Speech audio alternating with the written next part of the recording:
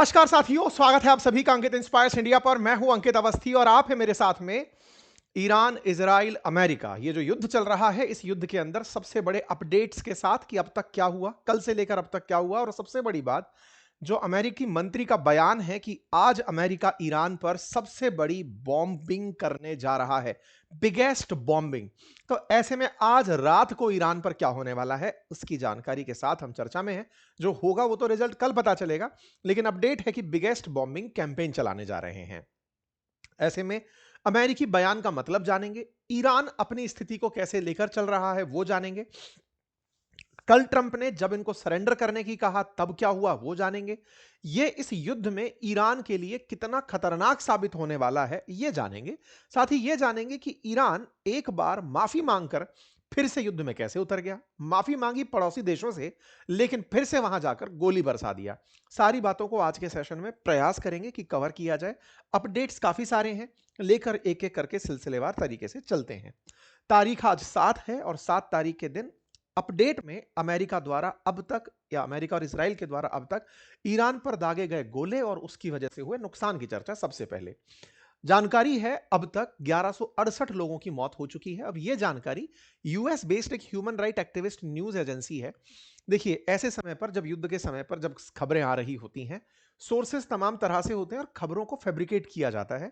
बहुत बार खबरों को अपने अनुसार प्रसारित करने का प्रयास हर तरह की मीडिया कर रही होती है, फिर चाहे वो ईरानियन हो या अमेरिकी हो। ऐसे में यह जांचना बहुत मुश्किल काम हो जाता है कि किसकी खबर में कितनी सत्यता है। तो प्रयास रहता है कि जो सरकारी हैंडल्स हैं उनकी खबरों को ही आप तक लेकर पहुंचाया जाए और उन खबरों की पुष्टि भी डबल चेक करके कर ली जाए। ये प्रयास बना हुआ है। उसी क्रोनोलॉजी में ये खबर निकल कर आती है कि लगभग 1168 सिविलियंस की मौत अब तक हो चुकी है और 194 बच्चे अब तक मारे जा चुके हैं। ये खबर निकलने के साथ साथ ये पता चलता है कि यहां पर तमाम उन जगहों को टारगेट किया गया है जो काफी सिग्निफिकेंस रखती थी ईरान के अंदर। अब तक ईरान के अंदर गांधी हॉस्पिटल से लेकर के, मतलब काफी ऐसी जगह है जिनको कि, जैसे लेमार्ड स्पोर्ट हॉल के बारे में बात की जा रही है, इस्माइली स्टेडियम, आजादी स्टेडियम, बेसत स्टेडियम, गोल्डस्टोन पैलेस, उन तमाम जगहों को जो ईरान में काफी बड़ी पहचान रखते थे, उन पर हमले जारी हैं। कहा जा रहा है यूएस सेंटकॉम के द्वारा कि उन्होंने 3000 टारगेट को फर्स्ट वीक में इस ऑपरेशन एपिक फ्यूरी के तहत टारगेट किया। कुछ इस तरह की तस्वीरें आई कि हमने कौन सी जगह पर निशाने किए और निशानों को अमेरिका ने अपनी उपलब्धि के रूप में दिखाया। जब ये सब कुछ शेयर हो ही रहा था, उसी बीच में अमेरिकी मंत्री का बयान आता है, स्कॉट बेसेंट का, और वो कहते हैं कि आज रात हम बिगेस्ट बॉम्बिंग कैंपेन शुरू करने जा रहे हैं जब से लेकर युद्ध शुरू हुआ है तब से। 28 तारीख से आज 8वें दिन में आप हैं, और इनके हिसाब से अगर ये बिगेस्ट बॉम्बिंग है और उसमें भी ये कैंपेन की बात बोल रहे हैं, इसका मतलब ये आज से शुरू होकर कब तक जाएगी नहीं पता है, लेकिन इतना तय है कि आने वाले समय में ईरान पर हमले बहुत ज्यादा बढ़ जाएंगे।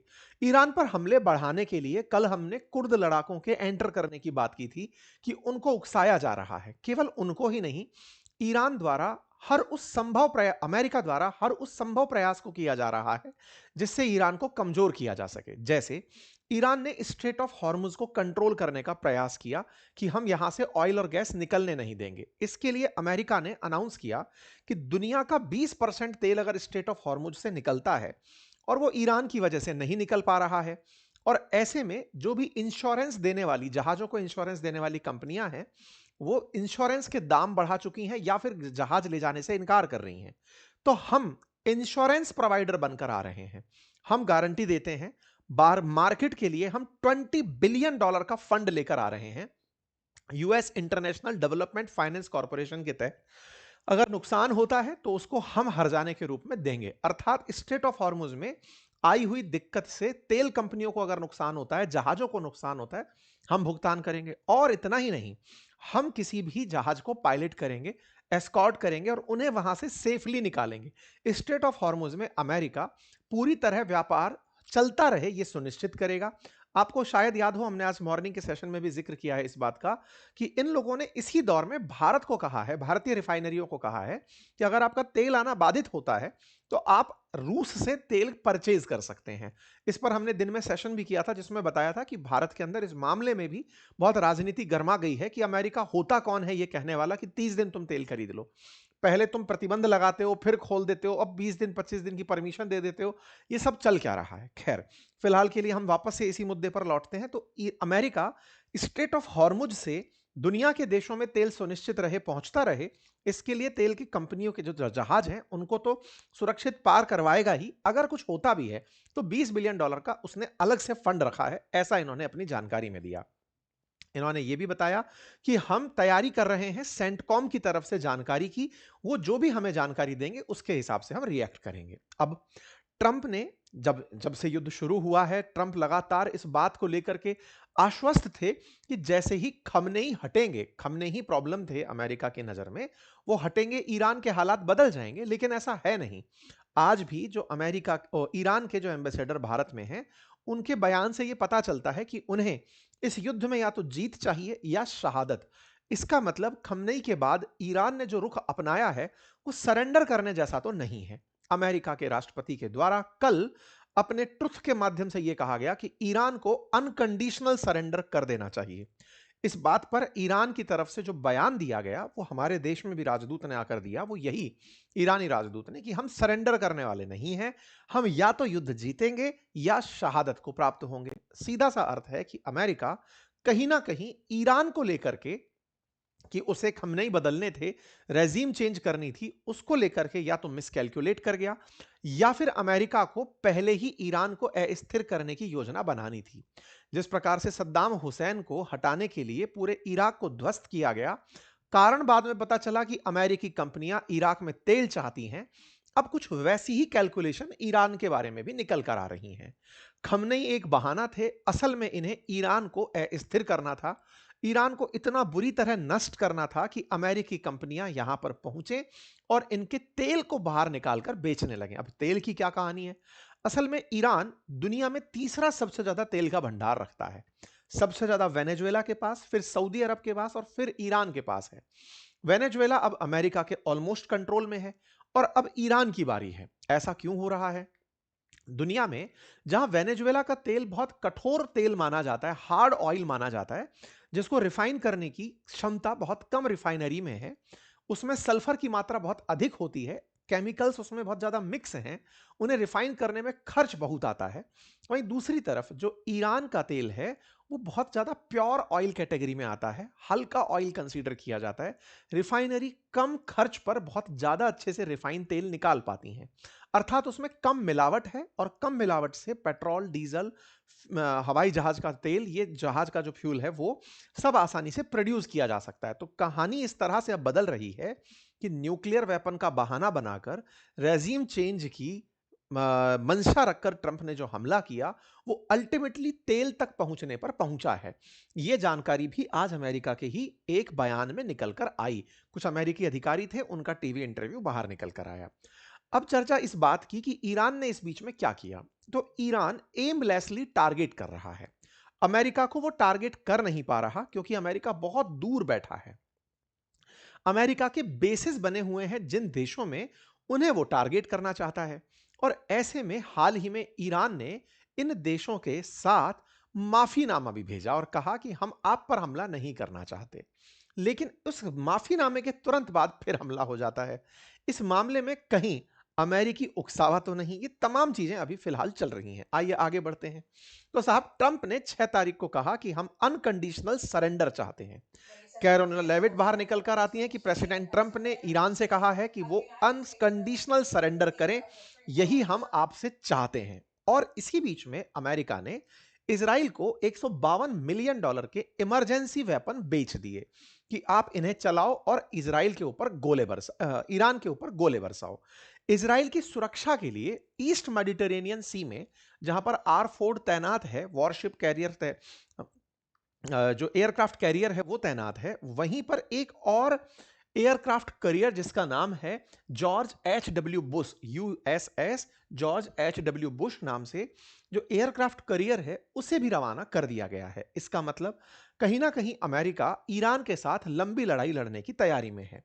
जब इनसे पहले R4 नाम का एयरक्राफ्ट कैरियर आकर रुका था हाइफा में, उस दिन से 27 तारीख को आकर रुका था, 28 से हमले शुरू हो गए थे। बिल्कुल वैसे ही अब 10 दिन बाद जॉर्ज एच डब्ल्यू बुश नाम का जो एयरक्राफ्ट कैरियर है, ये भी इजराइल के पास पहुंच रहा है। इसके दो मायने हैं कि ईरान आने वाले समय में इजराइल पर और ज्यादा हमलावर होगा और उसकी सुरक्षा के लिए अमेरिका वहां पर पहुंच रहा है, या फिर दूसरा, पर्शियन गल्फ से अमेरिका हमला नहीं करना चाहता, इसलिए मेडिटेरेनियन सी में अपने जहाजों को लेकर पहुंच रहा है।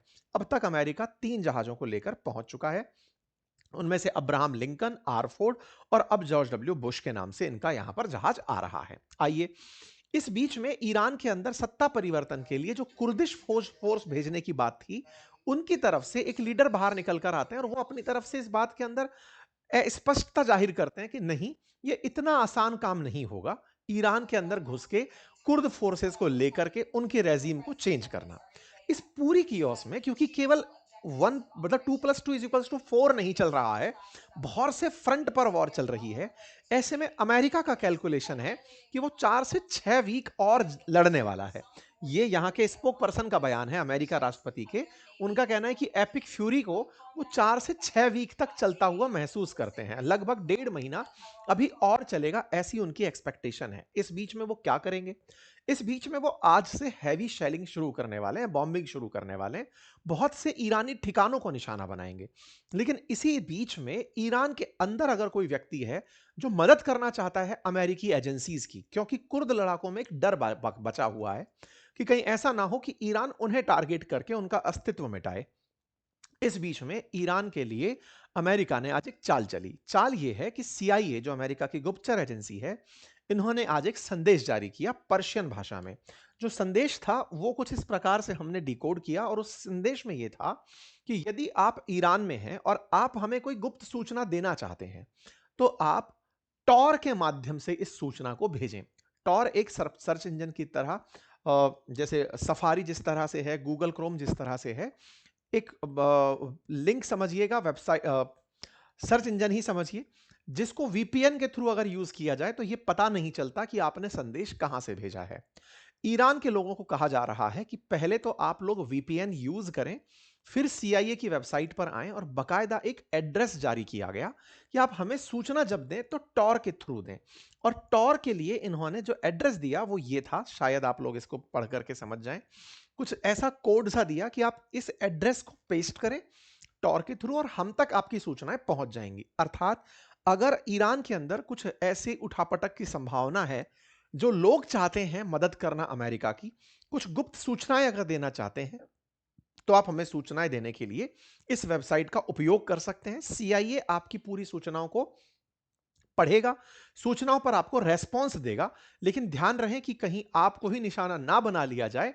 इसीलिए आप ईमेल का अगर एड्रेस दें तो वो दीजिएगा जिसे चाइना और रशिया यूज ना करते हों। ये साफ साफ स्पष्ट शब्दों में देकर ईरानियों को जानकारी अमेरिका के द्वारा दे दी गई। इसी बीच में अमेरिका के डिपार्टमेंट ऑफ स्टेट ने आज एक वीडियो जारी किया, और उस वीडियो में इन्होंने बताया, अब इंटरेस्टिंग बात थी, मार्को रूबियो का डिपार्टमेंट है। मार्को रूबियो जिस समय पर अमेरिका ईरान से लड़ रहा है, वो मादुरो की फोटो डाल रहे हैं। उद्देश्य फिर से साफ दिखाई दिया कि मादुरो सत्ता परिवर्तन तक के ही प्रतीक नहीं थे। वेनेजुएला के तेल पर कब्जा करना अमेरिका की असली आवश्यकता थी। वेनेजुएला का तेल उनके कब्जे में है। इसी से निकल कर आता है कि अमेरिका रेजिम चेंज नहीं, ईरानी तेल के ऊपर फोकस कर रहा है। यह बयान भी आज सरफेस होता है, जिसमें US will cease all the oil from Iran, ऐसा व्हाइट हाउस के ऑफिशियल ने कहा है। मतलब साफ है कि अमेरिका अगर ईरान की वजह से उसे कुछ नुकसान हो रहा है, तो उसकी भरपाई के नाम पर ईरान पर फिर से प्रतिबंध ला देगा, और जो सत्ता यहां बनकर आएगी उसके साथ युद्ध रोकने की शर्त में इनके तेल पर कंट्रोल मांगेगा। दुनिया में तेल के लिए अमेरिका वेनेजुएला को पहले ही कब्जे में ले चुका है और ईरान को भी कब्जे में लेने की तैयारी में है। ये वो इंटरव्यू है जिसमें national emergency dominance council executive हैं, डायरेक्टर हैं, उन्होंने कहा कि ultimately we are not going to have to worry about these issues in the Strait of Hormuz, because we are going to get all the oil out of the hands of the terrorist, कि हम उन लोगों के हाथ में से सारा की सारा तेल छीन लेंगे। अर्थात रेजिम चेंज फिर से एक बहाना था, ईरानी तेल असली निशाना था। जो दुनिया में थर्ड लार्जेस्ट रिजर्वायर ईरान के पास है, जैसा मैंने आपसे कहा कि आज भी दुनिया की बहुत सी रिफाइनरी गुपचुप तरीके से ईरान का तेल परचेज करती हैं, जिनमें सबसे ज्यादा परचेज चाइना करता है। लेकिन बहुत सी रिफाइनरी अलग अलग टैग से, शैडो फ्लीट से ईरान का ऑयल खरीदती हैं। यही कारण है कि लगभग $47 बिलियन का आज भी ईरान तेल बेचता है। उस ईरान के तेल की खासियत जब कंपेयर की जाती है तो कुछ ऐसे है कि ईरान का oil as transparent as useful, वहीं दूसरा वेनेजुएला का तेल एकदम गाढ़े कीचड़ जैसा है, साफ करने में सबसे ज्यादा खर्चा आता है। अमेरिका के तेल को भी साफ करने में खर्चा आता है, और ईरान का तेल रेडीमेड प्रकार का है, बस हल्का सा रिफाइनरी यूज और इसको काम में ले पाते हैं। यही कारण है कि जब क्रूड ऑयल की कीमतों की चर्चा होती है तो क्रूड ऑयल तो एक ही भाव पर नाप देते हैं, उस ब्रेंट क्रूड ऑयल के अंदर ईरानी तेल सबसे एफिशिएंट रिफाइनरियों के लिए रहता है। तो अमेरिका असल में तेल के लिए यह मेहनत कर रहा है। यह बात आज खुद व्हाइट हाउस के ही national energy dominance council executive director के बयान से दुनिया के सामने आई। अर्थात दुनिया को यह बताकर हमला करने की नीति कि हम सत्ता परिवर्तन चाहते हैं, हम इसलिए कि ये डेथ टू अमेरिका बोलते हैं, ये इसलिए कि इनके पास न्यूक्लियर वेपन है, उन सब से इतर ये यहां के तेल के लिए इस देश पर भी हमला किए हैं। ये साफ साफ यहां पर आज स्थापित होता हुआ दिखता है। ईरान क्या कर रहा है? खमनेई के चले जाने के बाद ईरान अपने सबसे पहले सुप्रीम लीडर को ही अनाउंस नहीं कर पा रहा है। कल तक जो खबर थी कि खमनेई के बेटे को ही इन्होंने सुप्रीम लीडर बना दिया है, उस खबर में आज सत्यता के ऊपर क्वेश्चन मार्क खड़ा इस बात का कि सुप्रीम लीडर का यह नाम अनाउंस नहीं करेंगे। संभावित लोगों में नाम है, क्योंकि अमेरिका सुप्रीम लीडर अनाउंस होने के तुरंत बाद ही उसको भी निशाना बना लेगा। इसीलिए अमेरिका अपनी स्टैंड देता है और कहता है कि हमारे बिना बताए किसी को सुप्रीम लीडर मत बनाइएगा, सत्ता हम डिसाइड करेंगे कि ईरान में कौन चलाएगा। खैर, इस बीच में अपडेट आता है कि ईरान ने हाल ही में युद्ध के 8वें दिन सऊदी अरब, यूएई और जॉर्डन में तैनात अमेरिका के terminal high altitude area defence, जिसे थाड़ कहते हैं, उस सिस्टम को निशाना बनाया। थाड़ बिल्कुल S-400 समझिए, और S-400 अमेरिकी S-400 में, जिस तरह से आपको पहले भी कहता आया हूं। और अमेरिका के जो तैनात 5-7 सिस्टम हैं उनमें से एक को इन्होंने निशाना बना दिया है। लेकिन इस निशाने को बनाने से पहले ही ईरान की तरफ से एक माफीनामा भेजा गया था साथ के देशों को कि सुनो यार, हम आप पर हमला नहीं करना चाहते। कुछ वीडियो फुटेज है, हम उसकी सत्यता पुष्ट नहीं करते, कि इस तरह से थोड़ा कियोस क्रिएट हो रखा है, आपाधापी लोगों में हो रखी है मिडिल ईस्ट के अंदर।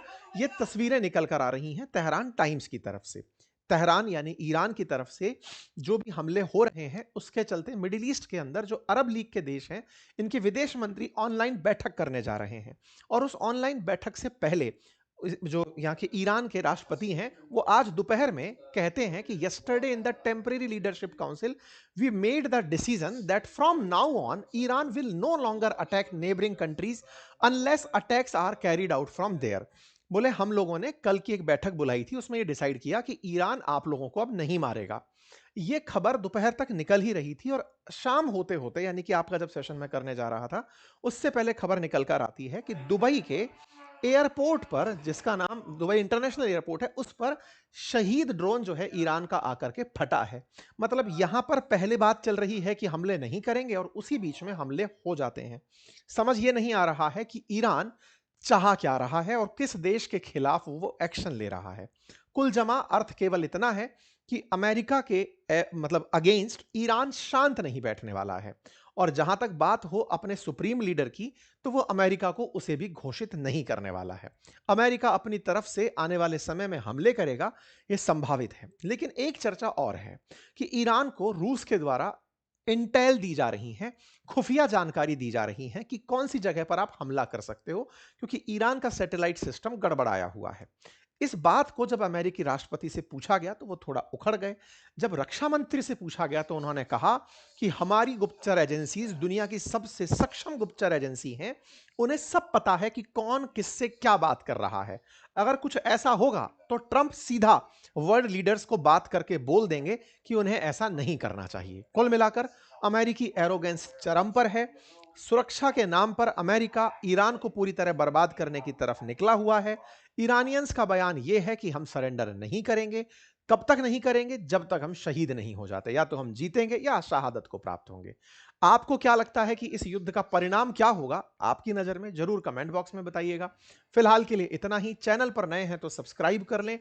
हमारे कोर्सेज जिनमें हमने आपको तमाम एनिमेटेड वीडियोस बनाना, कंटेंट राइटिंग करना, इमेजेस बनाना, स्क्रिप्ट राइटिंग, जो चीजें सिखाई हैं वो कोर्स आपके लिए उपलब्ध है, लेकिन इसके ऊपर से ऑफर फिलहाल खत्म हो गया है।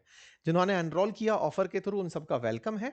बाकी सभी साथियों के लिए कोर्सेज ओपन रहेंगे, आप जब चाहें इन्हें एक्सेस कर सकते हैं। फिलहाल के लिए इतना ही। बहुत बहुत धन्यवाद।